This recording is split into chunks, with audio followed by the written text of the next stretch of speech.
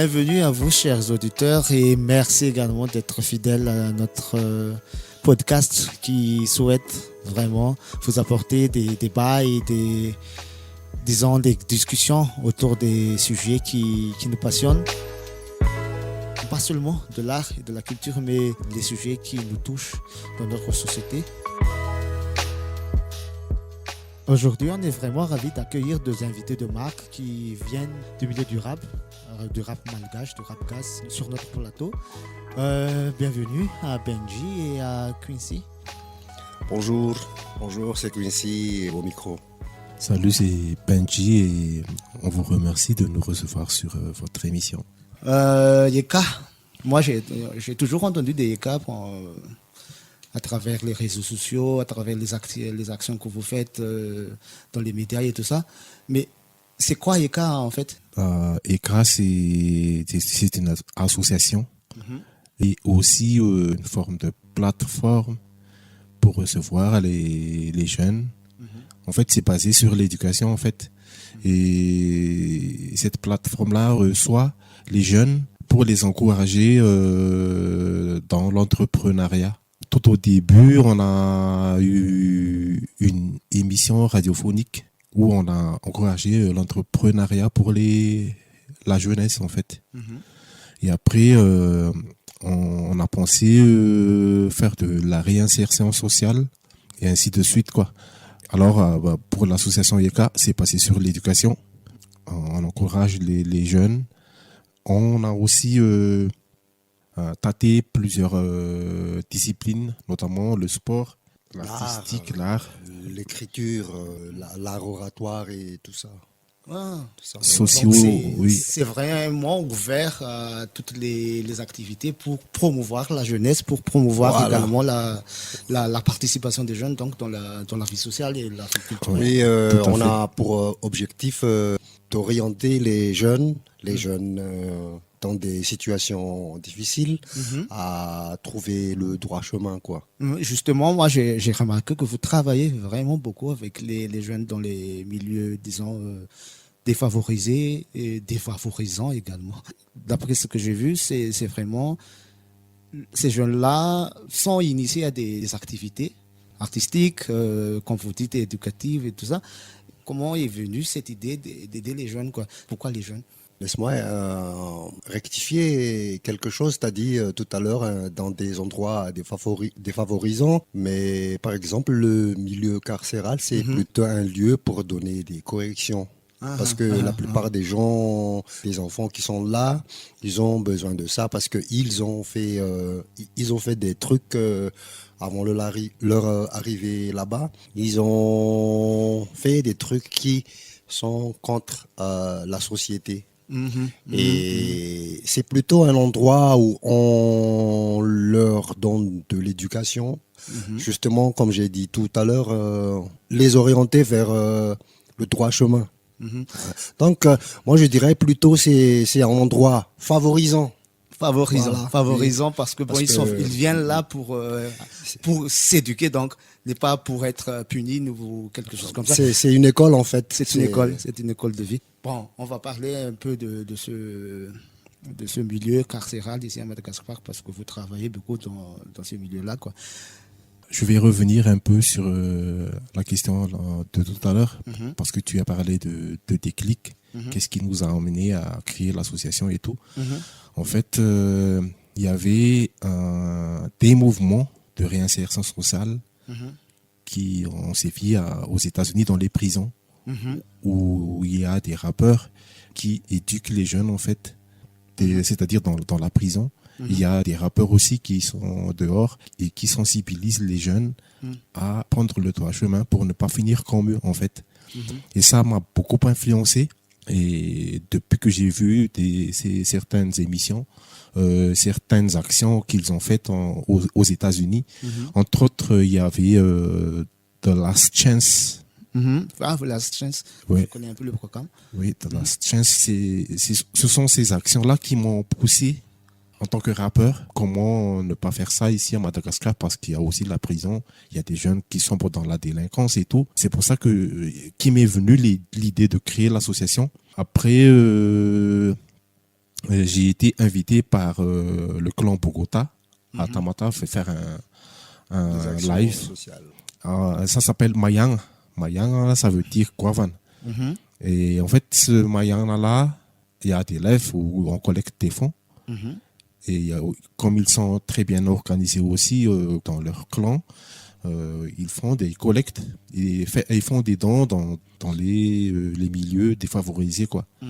À part les actions que j'ai vues en Amérique, il y avait beaucoup de Tamatav aussi qui m'ont encore poussé à faire le pas dans l'association ECA. Et c'est à partir de là que j'ai pris l'initiative.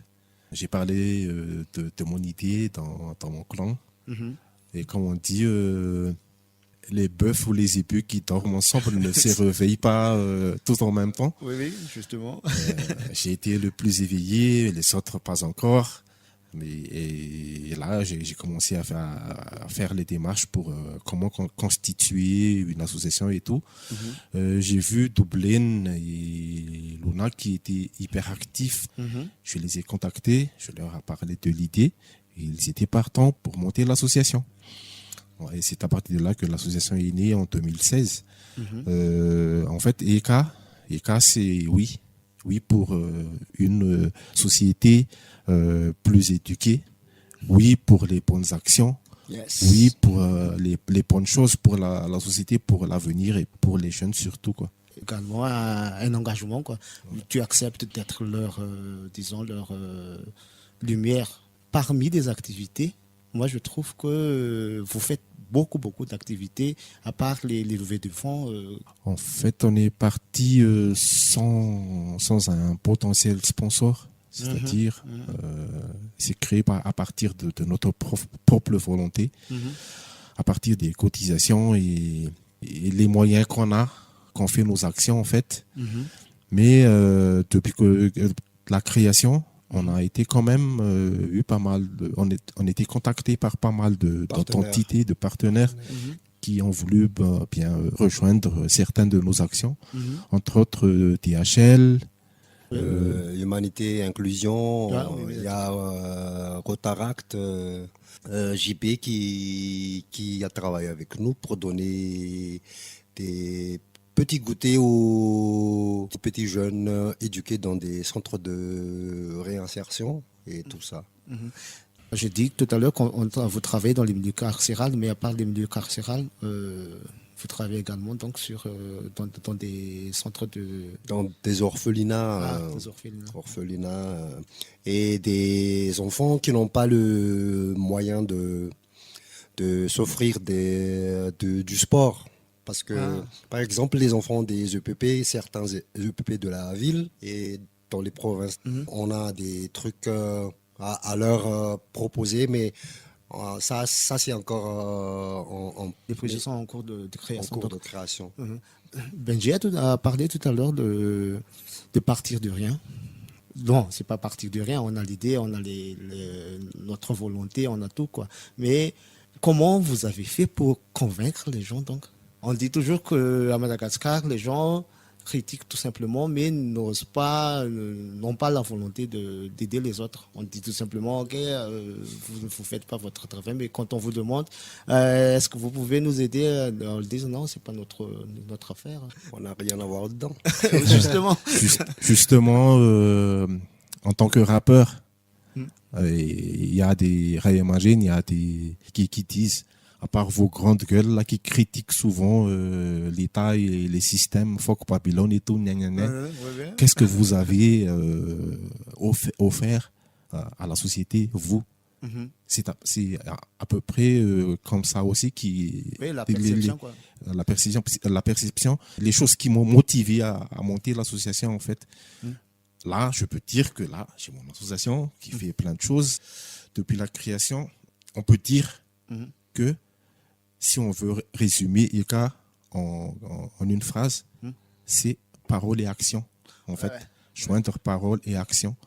On ne reste plus sur la parole donnée, sur les critiques. On ne reste plus que ça, mais on actionne aussi pour prouver qu'on est capable de faire aussi en tant que rappeur, quoi, en fait. Sinon, à part ça, on a pu organiser un spectacle pour collecter des dons. On a aussi distribué des bonbons et de chocolat pour des enfants qui vont passer leur Examen officiel. officiel. On a fait tout ça et par exemple, le spectacle qu'on a monté, c'est pour les victimes du cyclone Batirai à Farafangal. Donc c'est à partir de ces actions-là qu'on prouve donc on est capable aussi d'apporter le changement, mais c'est pas tout simplement qu'on a la grande gueule. Oui, mais bon, la grande gueule, ça c'est important aussi, parce que dire les choses, tout d'abord, c'est déjà un très grand pas. Ouais, c'est ça quoi. C'est tout à fait ce qu'a dit Benji tout à l'heure. Action et parole. Parole et action. Parole et action. Parce que dire les choses, comme je l'ai dit, c'est déjà un grand pas. Mais dire les choses, après, donner les solutions concrètes, c'est ça aussi. Donc, si je comprends très bien l'esprit des ECA, en ce moment, quand vous faites les activités, comment les gens dans les milieux associatifs, on parle des bénéficiaires. Les bénéficiaires, oui. Comment les bénéficiaires, ils réagissent, comment ils reçoivent les consignes, les dons et tout ça, comment ils perçoivent ça. Si on résume notre action dans la prison des mineurs, on a organisé, par exemple, si on part d'une journée là-bas, en installant les sonorisations et les structures pour nous recevoir pendant l'action d'une journée. Déjà, on a déjà senti l'enthousiasme des jeunes qui vont nous recevoir en fait. Et quand on est parti, quand on a fini la journée de sensibilisation et tout, on a senti, ils ont même failli pleurer. Quand est-ce que la prochaine fois, quand est-ce que vous allez revenir et tout. Oui, c'était un sentiment d'abandon et tout ça, quoi. Comme quoi vous êtes venus. Ils ont l'impression d'avoir retrouvé quelque chose qu'ils ont perdu depuis. Wow. Voilà quoi. Wow, c'est à peu près comme ça. Oui, mais le truc, c'est que les gens viennent, la plupart. C'est ce qu'on dit, c'est la plupart des gens, ils font des actions ponctuelles qui n'arrivent pas à vraiment des changements. Comment vous faites quel est l'esprit, quelle est la vision que vous posez quand vous faites vos actions? La stratégie, c'est ce que Quincy vient de dire là tout à l'heure. Les enfants qui sont dans ces milieux-là n'ont pas eu leur vie d'enfance.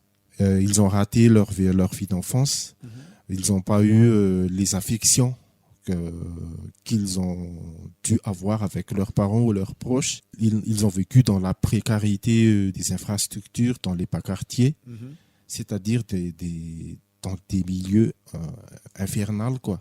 Et ICA est là pour réveiller les talents qu'ils ont en leur personnalité, en leur personne. Oui, parce que chacun a son art dans son être et on est là pour les éveiller ces arts-là qui sont en eux et utiliser ça pour construire un bon avenir. C'est à peu près comme ça qu'on fonctionne. Et est-ce que dans vos accompagnements, est-ce qu'il y a également des accompagnements psychologiques? Bien sûr, on fait l'éveil des talents. Vous pouvez monter des sociétés avec vos talents. Parce qu'on a des exemples, si on va citer Clipsy qui fait de la graffiti. Oui. Et elle a monté sa société. Et pareillement pour Woolplack et tout. C'est-à-dire si tu sais dessiner et construire ton avenir à partir de ça, à partir de ton talent. C'est à peu près pour ça qu'on a fait nos actions en fait. Et tout le monde n'est pas dessinateur. On a aussi emmené l'atelier à écriture. On peut aussi pour ceux qui souhaitent faire du slam, pour ceux qui souhaitent écrire des romans et tout ça. Oui, tout à fait. Et on a aussi tâté le sport, parce que Quincy est éducateur sportif. C'est à partir du basketball qu'il éduque les jeunes, parce qu'il y a des valeurs éducatives qui sont sûrement à transmettre à partir du basketball. Oui, la cohésion, le fair play et tout ça. Le respect, oui. L'esprit d'équipe, tout ça, l'autonomie. Oui, c'est à partir le basket que j'apporte mon aide pour ces enfants-là. Mhm. Voilà. Oui. Donc, il appelle au développement personnel et puis on développe également la personne, c'est pas tout simplement le corps, c'est vraiment les talents, quoi. Ouais, Oui, tout à fait, tout à fait. Tu te souviens, Benji, on a fait cette séance de interaction avec ces jeunes en psychologique. Par exemple, moi, j'ai demandé à chacun les raisons pour lesquelles ils sont là, qu'est-ce qu'ils ont fait. Et en retour, je propose des conseils pour ces jeunes. Mhm. On parle toujours donc des jeunes dans le milieu carcéral et tout ça, mais est-ce que les jeunes ont leur place dans notre société? On était vraiment un peu réticents de faire la réinsertion sociale auparavant. Parce qu'on a déjà cette phrase, faire une réinsertion sociale dans une société maladive. Ah. C'est un très très grand chantier, mais au fur et à mesure qu'on a abordé le sujet, au fur et à mesure qu'on a abordé aussi les rappeurs, il y a des gars, il y a des MC qui ont des potentialités pour réussir notre action, quoi. En fait, on a fait la découverte qu'il y a des rappeurs qui ont les potentiels, les étoffes qu'il faut pour inculquer les jeunes. Et c'est pour ça qu'on n'a pas laissé tomber l'idée de faire la réinsertion.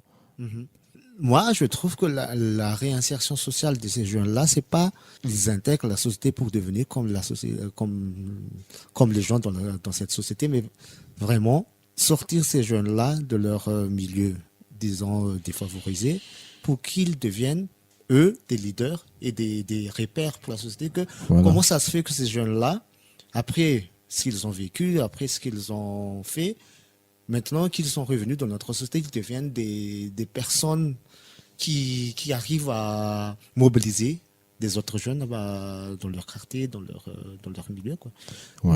Ouais, tout à fait. Et justement, quand on parle donc, également des jeunes, on parle des parents également. On parle des parents. Comment les parents, les personnes adultes reçoivent donc ces jeunes-là? Comment ils perçoivent les gens? Est-ce qu'ils voient dans ces jeunes-là l'avenir, ou bien est-ce qu'ils disent laissez tomber, c'est déjà une cause perdue, quoi? Ça dépend de la personne à qui on a fait l'éducation, en fait. Et puis, c'est toute une action à faire avec l'État. Parce que tu vas porter garant d'un gars qui a été incarcéré pour qu'il ne récidive pas dans la délinquance ou dans le mal qu'ils ont fait auparavant. Et c'est très difficile parce qu'il y a toujours cette étiquette que la société envoie sur les gens qui ont déjà purgé leur peine dans les prisons, en fait. Ça, c'est très difficile. Et c'est des pas à faire avec beaucoup de prudence, en fait. Et il y a déjà une entité aussi qui s'occupe des droits de ces jeunes-là qui sont incarcérés, qui s'occupent de leurs droits juridiques, en fait. Et c'est là qu'on doit les accompagner. Si tu veux reconstruire une personne parce qu'il a fait le mal, tu dois vraiment l'accompagner, ne pas le laisser comme ça, laisser tomber ou le rabaisser. Mais si tu veux une société qu'une bonne société, avec qui tout le monde peut vivre avec abondance et prospérité, tu dois reconstruire la personne, tu le fais, en fait. On va parler un peu du rap.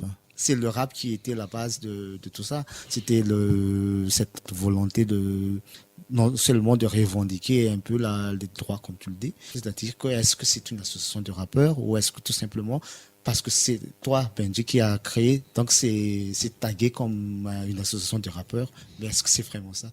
Ouais, au début, c'était conçu pour les rappeurs, en fait. Mais au fur et à mesure qu'on a fait des actions, on a constaté qu'il faut pas se limiter aux rappeurs, parce rappeurs. qu'il y a d'autres personnes qui ont de bonnes intentions aussi, hein, qui se rapprochent de notre philosophie, de notre Justement. et c'est ça qui est très bien parce que il y a même des juristes qui sont avec nous, il y a même des sportifs, il y a des directeurs d'entreprises qui travaillent avec nous. Oui, justement, c'est parce que le truc, c'est que moi, je trouve que le rap, ici, surtout à Madagascar, hein, moi, je trouve que le rap a quand même apporté un changement vraiment dans la mentalité des gens. C'est pas, ce n'est plus le truc de. Avant, on disait que les rap n'étaient que. Ce sont des voyous. Les Oui, rappeurs, justement. c'est juste Justement. des voyous Qui se droguent. qui se Se droguent droguent, et et tout qui ça. sont alcooliques et tout ça.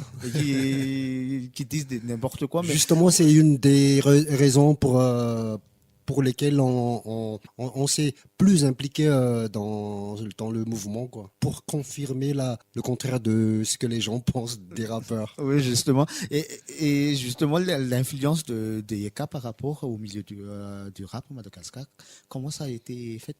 Est-ce que Yeka a apporté quelque chose sur le rap ou est-ce que le rap, c'est seulement le rap qui a apporté des trucs à Yeka? Pas espérons que l'association a donné des choses aux rappeurs parce que notre frère d'armes aussi, c'est-à-dire une autre association, une autre organisation qui s'appelle Rap Grass en Image. Oui, on a organisé Rap Grass Unity.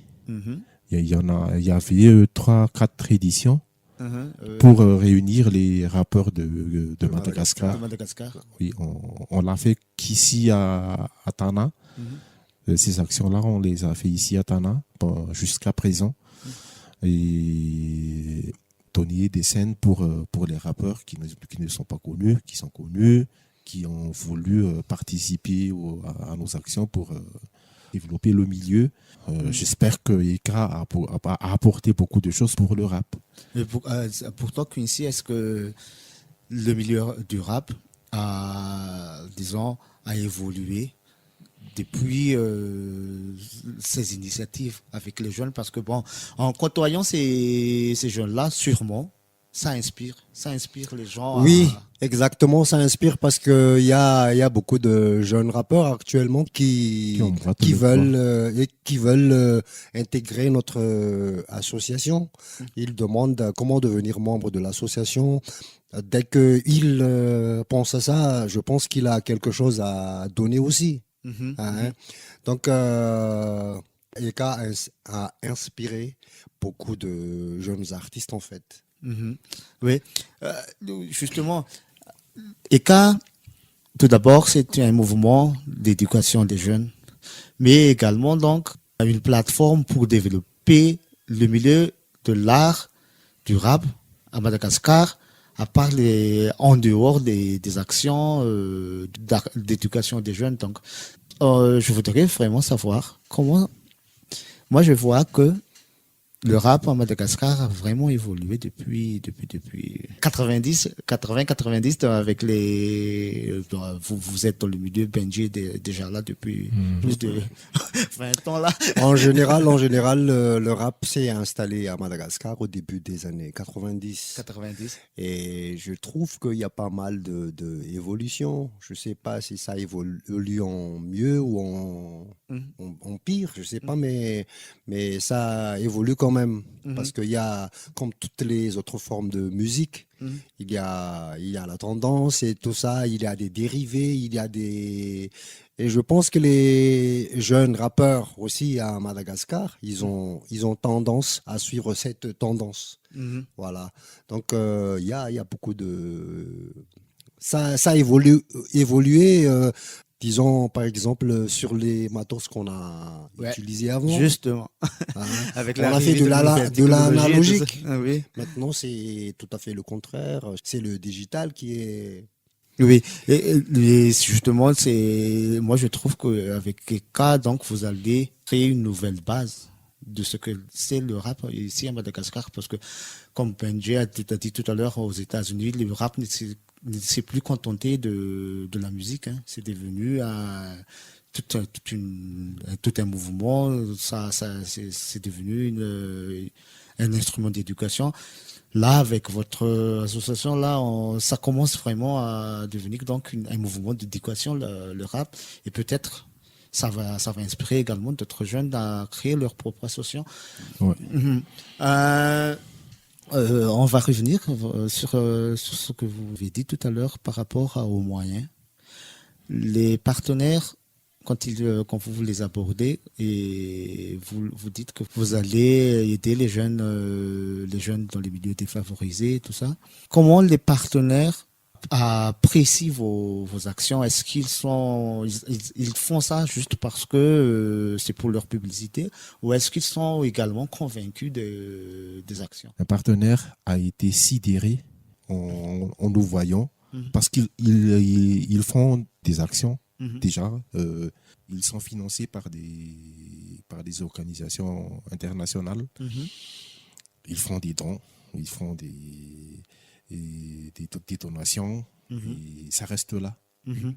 Mais quand ils ont vu que l'association IECA participe vraiment, plonge dans le milieu, si on parle du milieu carcéral, c'est-à-dire ils ont été sidérés de nous voir nous mélanger.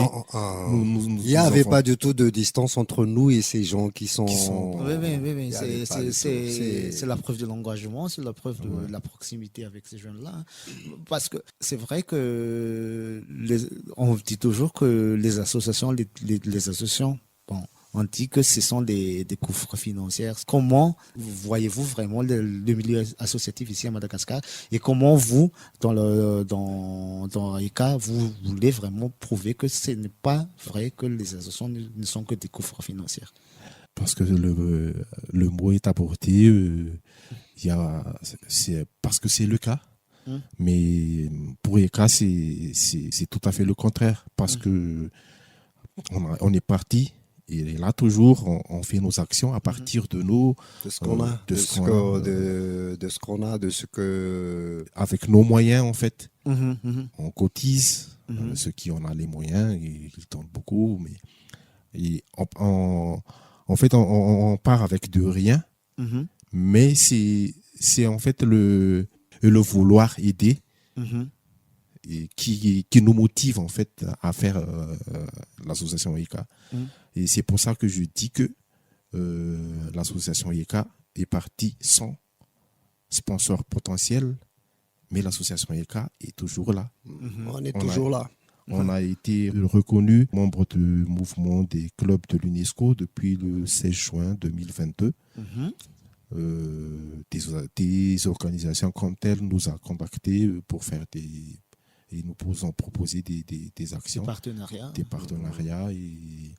Et là, on a même pu toucher le monde de la santé, parce qu'il y a un centre qui s'occupe des enfants autistes qui nous a contactés aussi. Et là, on est en train d'offrir la kinésiologie appliquée à un centre qui a voulu bien qu'on les aide.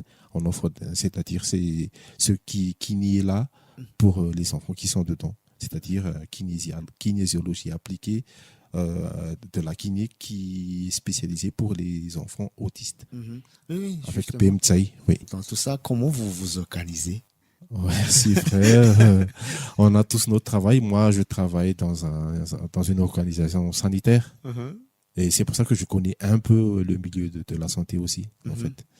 Et au fur et à mesure qu'on a fait nos actions, on a été abordé par pas mal de gens. On a pas mal de propositions.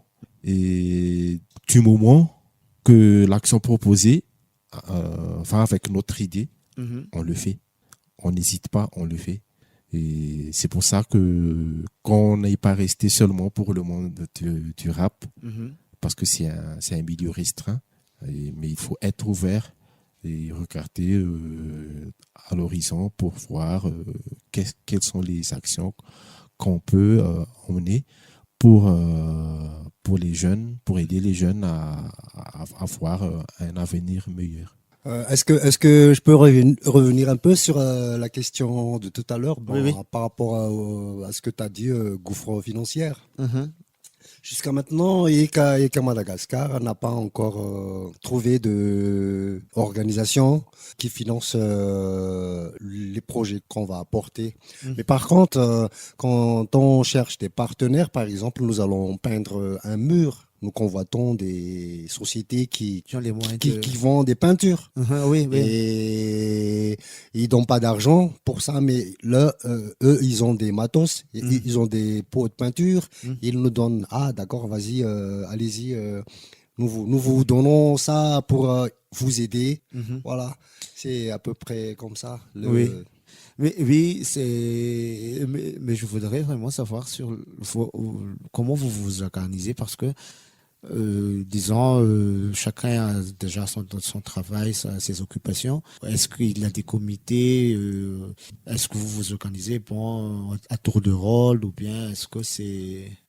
Plutôt, nous, comme on a tous notre travail, on se donne des rôles. Par exemple, il y a les uns qui vont faire la com, et il y a d'autres qui descendent sur terrain même pour voir l'environnement. Où l'action va se passer. Pour l'action, oui, voilà. C'est à peu près comme ça qu'on s'organise. C'est basé donc sur le volontariat, hein. Oui, jusqu'à maintenant, c'est volontariat et surtout c'est la volonté qui nous anime en fait à trouver un créneau pour l'organisation du futur projet. On n'arrive pas toujours à revenir sur le rap, quoi. Parce que bon, ça fait partie déjà du rap. C'est le mouvement, quoi. Oui, c'est le mouvement. Parce que bon, c'est vraiment passionnant de parler des cas de l'éducation et de tout ça. On va revenir sur le rap.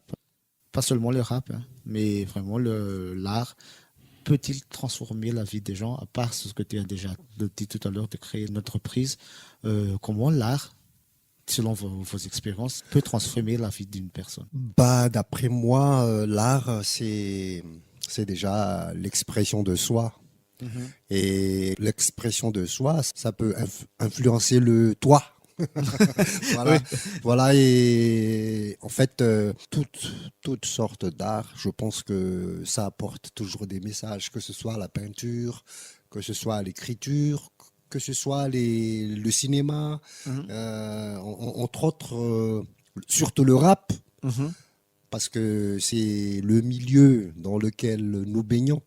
Le rap, on essaie à travers le rap de porter des messages pour la société. Donc, ça influencera certainement le comportement de la personne. Ça apporte des changements.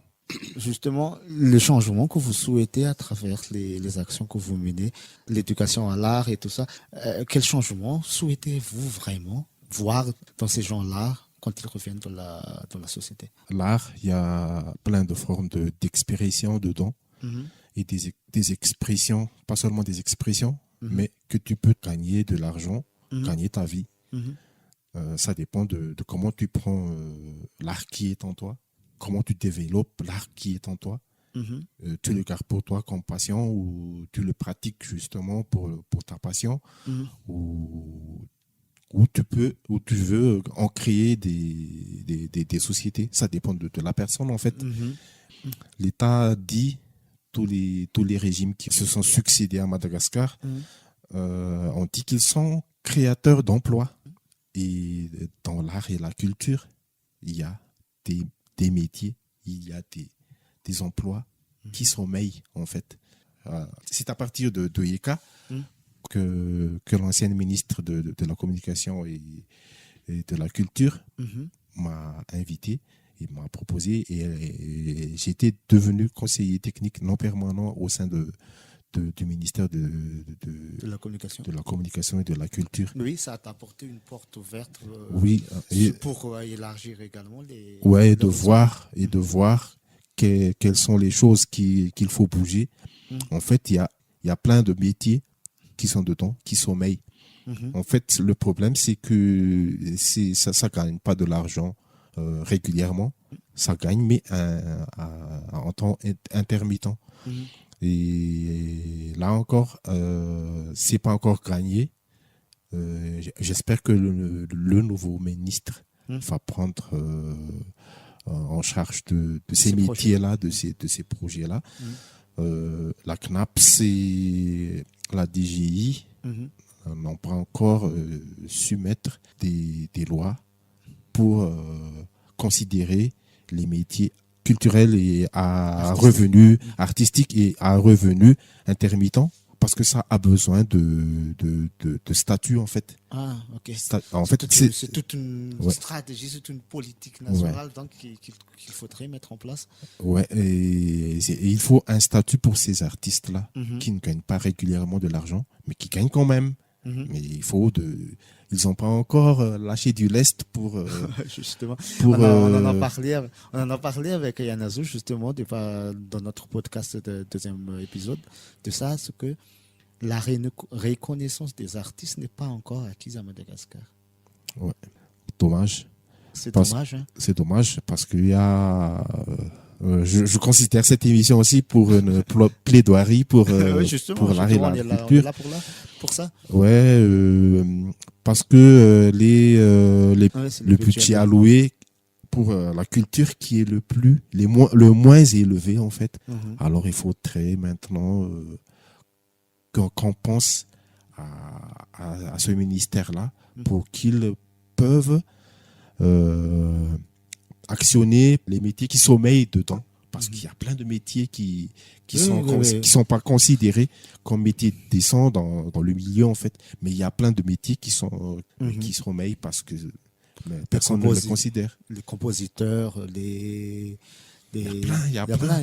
Oui. Les producteurs, tout le monde, quoi. Tout le monde dans le milieu devrait avoir son statut, d'être reconnu d'abord et d'y vivre également, d'être considéré comme des professionnels et avoir leur gagne-pain dans le truc.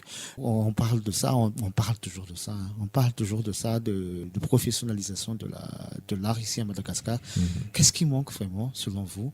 Est-ce que c'est une question de moyens ou bien... Non. Non. C'est justement la volonté politique.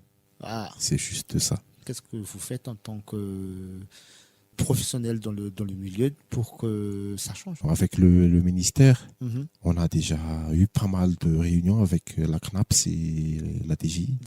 Mais au moins, les artistes auront des allocations sociales donc à la fin de leur carrière et tout ça. Ouais, ça existe déjà, mais ça dépend de l'artiste aussi. Oui. Oui, mais les artistes, par exemple, ne font pas confiance à l'OMDA. Ah ouais, c'est une autre histoire. C'est une autre histoire. C'est une autre histoire. Hein? Mais là, il faut vraiment que les artistes s'inscrivent à l'OMDA, parce que là, c'est différent. C'est différent, c'est complètement différent. Ça a changé vraiment. On a écrit un article sur ça justement parce que on a dit que la CNAPS est sur la bonne voie en ce moment. Non, la CNAPS, l'OMDA est sur la bonne voie. L'OMDA est sur la bonne voie en ce moment et avec transparence et tout pour que tout le monde donne confiance à l'entité quoi. Moi, je trouve également que c'est pas seulement une question de moi je ne voudrais pas m'inscrire à l'OMDA parce que l'OMDA n'est pas transparente d'avant, mais c'est aussi que les gens ne prennent pas au sérieux leur métier d'artiste. Il y a des gens qui ont cette tendance qu'on est là justement, on va écrire 2 ou 3 chansons parce que la campagne électorale va venir, donc on sera appelé par un candidat et on va faire le tour de médaille, on va gagner de l'argent. Être artiste, c'est un métier. C'est un métier. Ouais. Et si tu prends et ça dépend de toi en tant qu'artiste, tu prends l'art qui est en toi. Tu veux en faire quoi? Parce que si tu veux en faire un métier, tu peux y arriver. Ça pourrait être un métier. Par exemple, je connais plein de DJ, mais je connais qu'un seul qui paye les impôts. Ah. C'est-à-dire, lui, il est une société. Il s'est professionnalisé donc dans le milieu. Ah, oui. Et la professionnalisation et la valorisation des métiers qui est dedans, qui n'est pas là en fait. Et ça dépend de l'État, du ministère pour organiser quelque chose pour que ces artistes-là ont leur statut quoi. Mhm. Et quand je vous écoute, vous deux, ça sent vraiment que vous voulez vraiment faire les choses comme il faut. On peut faire des actions, disons des actions d'éducation sans avoir une association légale, quoi. Ouais. Mais vous avez fait toutes les procédures pour que l'association existe vraiment de bonne et de forme. Là, on parle de milieu artistique. Vous dites, OK, en tant qu'artiste, il faudrait qu'on soit inscrit à l'OMTA, qu'on ait notre statut, qu'on ait.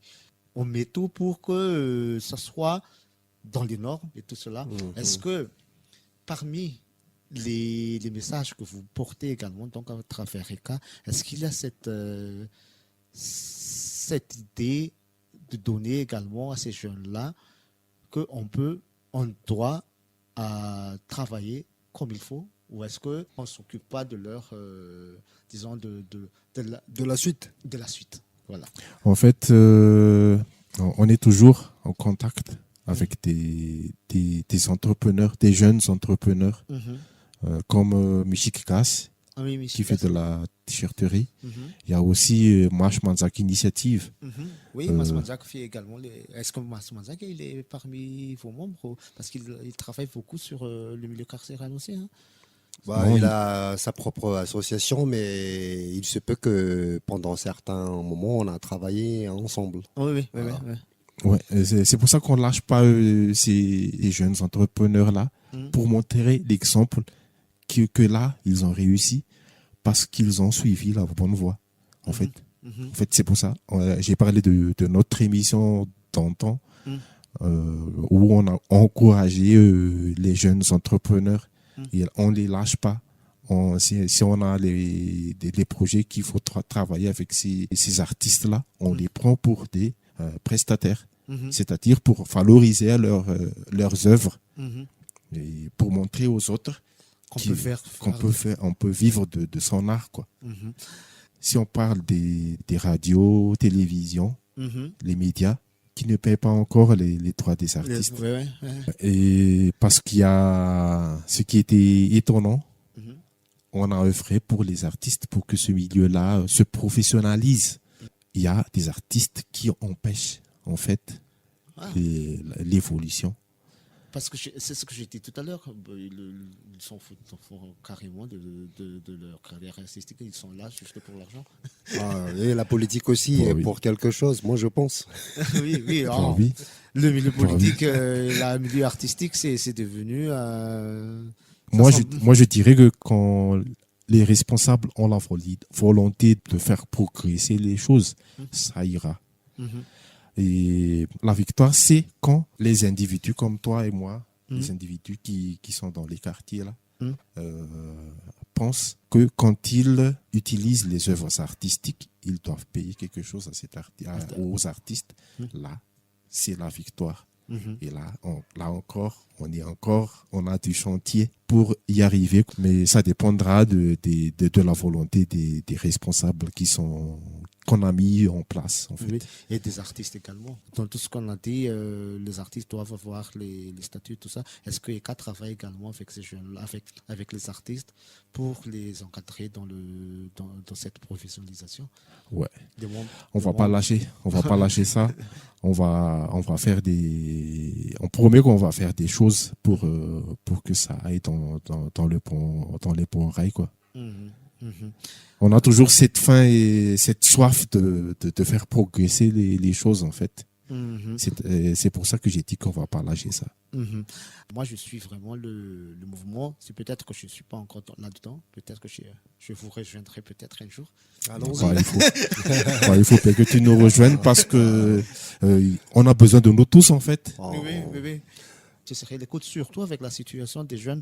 Moi, je trouve que les jeunes à Madagascar, ils sont un peu désemparés, quoi.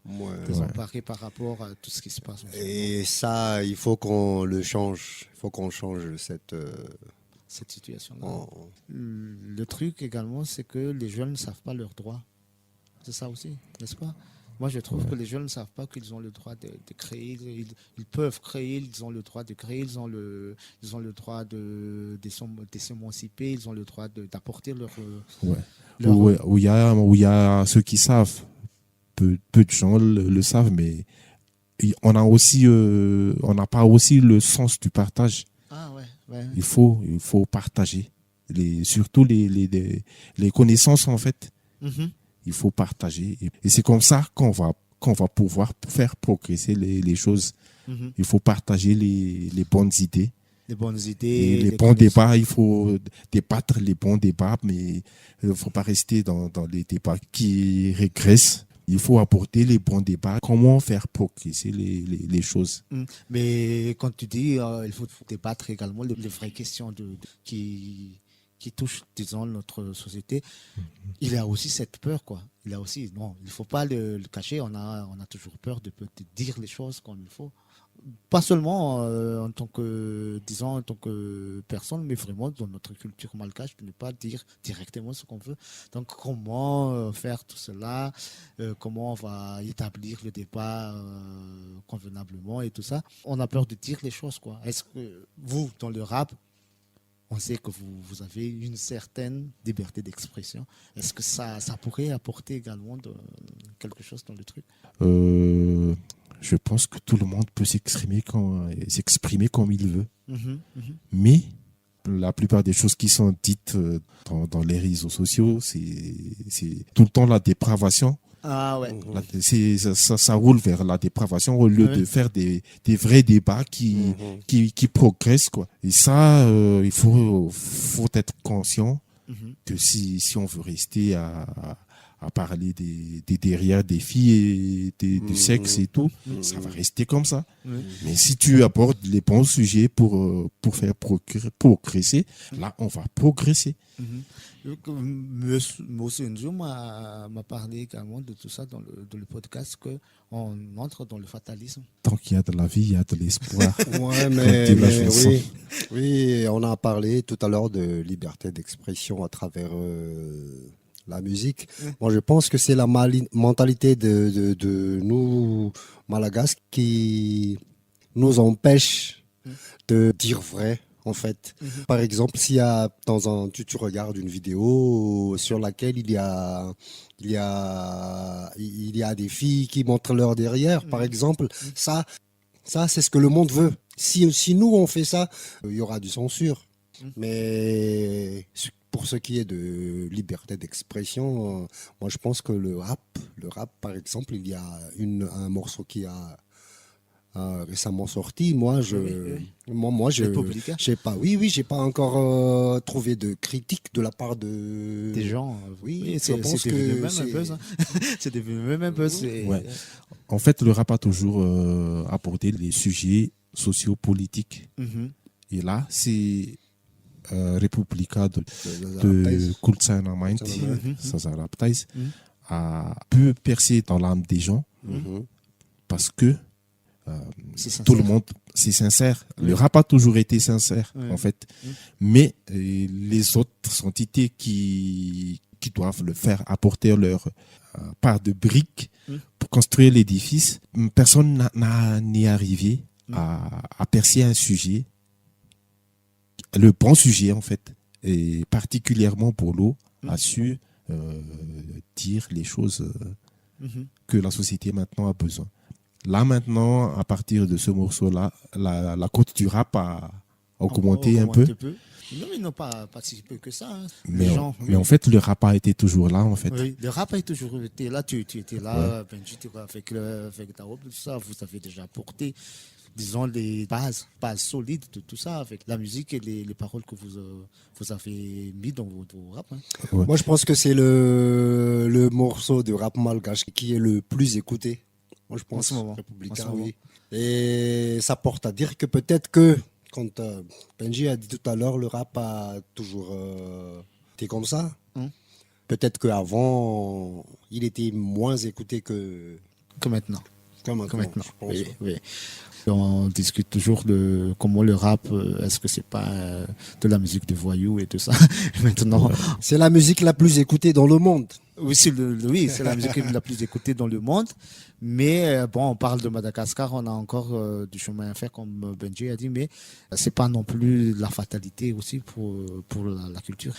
Bon, on n'arrivera jamais à finir ce podcast.